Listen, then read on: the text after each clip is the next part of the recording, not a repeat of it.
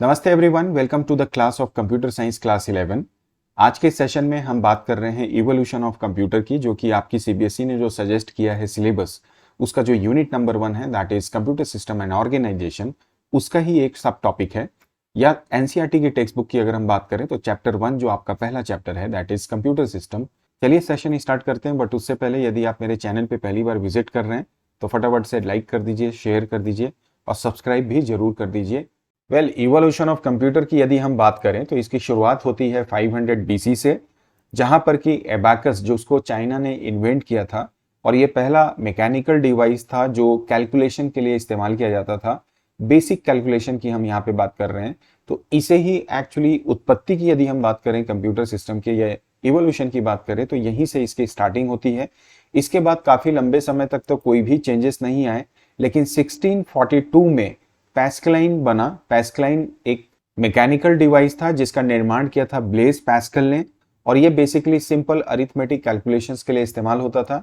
After that around 1834 analytical engine जिसे बनाया था चार्ल्स बेबेज ने, उसकी उत्पत्ति हुई या वो इन्वेंट किया गया।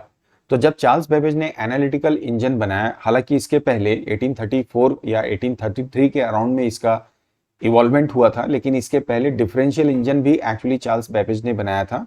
वो भी लगभग एनालिटिकल इंजन के जैसे ही था, लेकिन एनालिटिकल इंजन जो है वो ज्यादा एडवांस था डिफरेंशियल इंजन के लिए।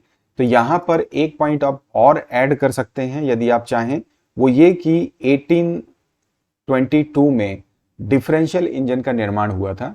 लेकिन हम यहाँ पर एज पर योर सिलेबस और आपका जो इंस्ट्रक्शंस है एनसीईआरटी के, उसकी बेसिस पे हम 1834 को कंसीडर कर रहे हैं। तो एनालिटिकल इंजन को पहला कंप्यूटर माना जाता है, और हम सभी जानते हैं कि चार्ल्स बेबेज को जानते हैं हम फादर ऑफ कंप्यूटर के नाम से।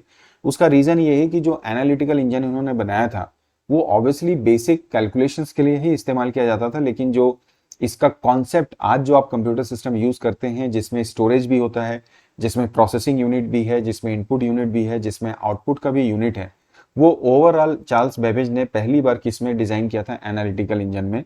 आपकी जानकारी के लिए मैं ये भी बता दूं कि एनालिटिकल इंजन में ही पहली बार प्रोग्राम करने की कोशिश की गई थी। नाउ एनालिटिकल इंजन के निर्माण के पश्चात 1890 में टैबुलेटिंग मशीन का इजाद हुआ, या टैबुलेटिंग मशीन आई, जिसका निर्माण किया था हरमन हॉलेरिथ ने, and it was first device with programming use for summarising data. तो ये पहला प्रोग्रामिंग डिवाइस था 1890 में जिसे हरमन हॉलेरिथ ने बनाया था, और ये डेटा को समराइज करने के लिए इस्तेमाल किया जाता था। और यहाँ पर जो डेटा की इनपुट करने के लिए पंच कार्ड का इस्तेमाल किया जाता था। So it was in 1890। Tableting machine के आने के पश्चात 1937 में ट्यूरिंग मशीन का निर्माण हुआ।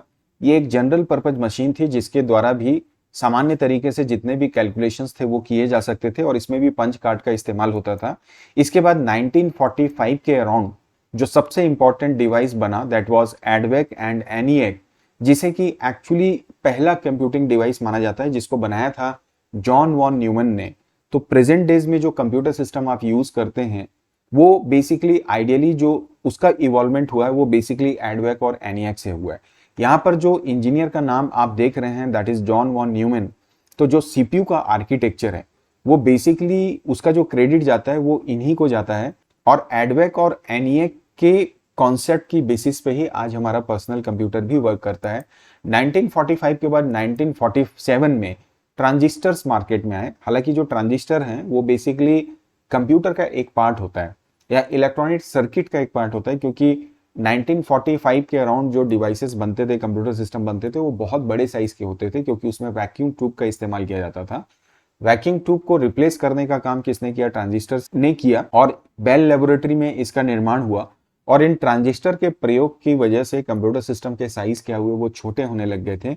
और 1947 के बाद जब 1947 के अराउंड इंटीग्रेटेड सर्किट का निर्माण हुआ। इंटीग्रेटेड सर्किट का मतलब यह है कि एक छोटा सा डिवाइस होता है जिसके अंदर में पूरे इलेक्ट्रॉनिक सर्किट का निर्माण किया जाता है, और इसने आपके कंप्यूटर सिस्टम के साइज को ड्रास्टिकली चेंज किया। और जो प्रेजेंट डे कंप्यूटर आप देखते हैं उसमें भी हम आईसी का ही प्रयोग करते हैं, और वहां से एक्चुअली पूरे इलेक्ट्रॉनिक्स वर्ल्ड में एक रिवॉल्यूशन आया, और फिर इलेक्ट्रॉनिक्स और इलेक्ट्रिकल इंडस्ट्री ने जबरदस्त रफ्तार पकड़ी थी।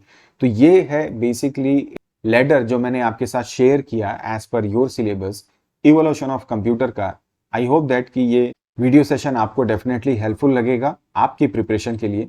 चलिए आज के सेशन को यहीं पे एंड करते हैं। नए सेशन में फिर हम अपनी क्लास 11 के नेक्स्ट टॉपिक को डिस्कस करेंगे। यदि ये वीडियो पसंद आए तो please don't forget to like, share and subscribe my channel, because number बढ़ाना है और आगे भी जाना है, साथ ही साथ क्वालिटी ऑफ कंटेंट को भी इंप्रूव करना है।